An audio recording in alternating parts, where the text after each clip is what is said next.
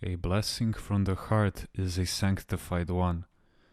Now let me give you my own curse. May God flood your hearts with His kindness and His abundant love until you lose your minds. May your minds leave this earth even while you're in this life and stay close to Him. May you go mad with the divine madness of God's love. May God burn your hearts with His love. Don't ask me for a second curse, because my good curses work since they come straight from the heart. I had felt sorry for you when I was at the sanatorium. For 8 years you had been saying, "We will build a monastery," and nothing had happened. You had lost hope. Then I said, "As soon as I get out of the hospital, the monastery will grow like a mushroom." And that's what happened. In a year's time, the monastery was ready, and it was because I spoke from the heart. And you also had the right kind of intention. God did not abandon you. There is no other explanation. When you empathize with a person who is humble and has asked you from his heart to pray, for example, that he be freed from a passion that torments him, and you tell him, "Don't be afraid, you'll get better. The blessing you give is divine. It is full of love and pain, and that is why it works. It pleases God, and He makes the blessing come true. You see, even the pain we feel for someone is a form of blessing.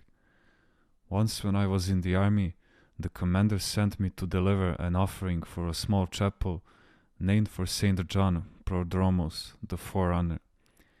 The saint had helped us during the war. I was to buy 2 candelabra for the chapel, but I also had to escort someone who was going to be tried by a military tribunal in Alpactus. The other man told our commander, "You found the right person to deliver him." The poor soul was from Epirus. He was a musician of sorts, an impoverished man, married with children. He had been accused of wounding himself to avoid going to war. I suppose he had been thinking to himself, "I'd rather be alive with one leg than get killed." On the way he asked to stop in Agrinio. He knew some people there. "Let's go and see them," he had told me, and I replied, let's go here, let's go there," he would say, and I would follow. What could I do? It was quite tiresome. He did not want me to turn him in. I really felt pity for him, and at some point I said, "You'll see, you'll do better than the rest of us.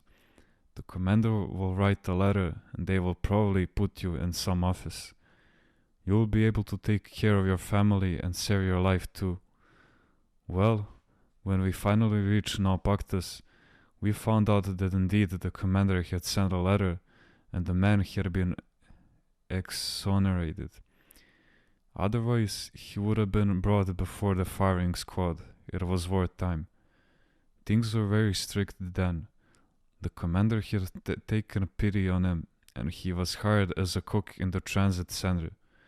He even brought his family to stay with him, and they had a better life than everybody else. There were plenty of leftovers because the soldiers did not always go to eat there. He was able to feed his children with the extra food. Others would say to him, "You have it better than all of us." This is because the rest of us were in the mountains in the snow. The blessing I gave him found favor with God, because I had said it while feeling the immense pain in my heart, and that's why God acted on it. I remember another case. In Konica, when I was at the Holy Stomiar Monastery, which is dedicated to the Nativity of the Theotokos, after the Feast of the Panagia on September 8th, the pilgrims had left the place very untidy. As I was fixing something, I realized that my sister and another girl had stayed behind, cleaning up. This poor girl had 2 sisters. One was younger, who had both married, but she was still single. She had so much Philorimo. They stayed and cleaned up everything, and then she said to me, "Father, if you need us for anything else, we will stay." So much Philorimo, I thought to myself. and went to the little chapel and said with all my heart, "My sweet Panagia, take care of her. I don't have anything to give her, and even if I had, she would not have accepted it." Well, as soon as she went back home, a young man was waiting for her, a fellow I actually knew. Because we had been together in the army, he was a really nice person, a gem of a man, and from a good family too. They got married and everything turned out so well.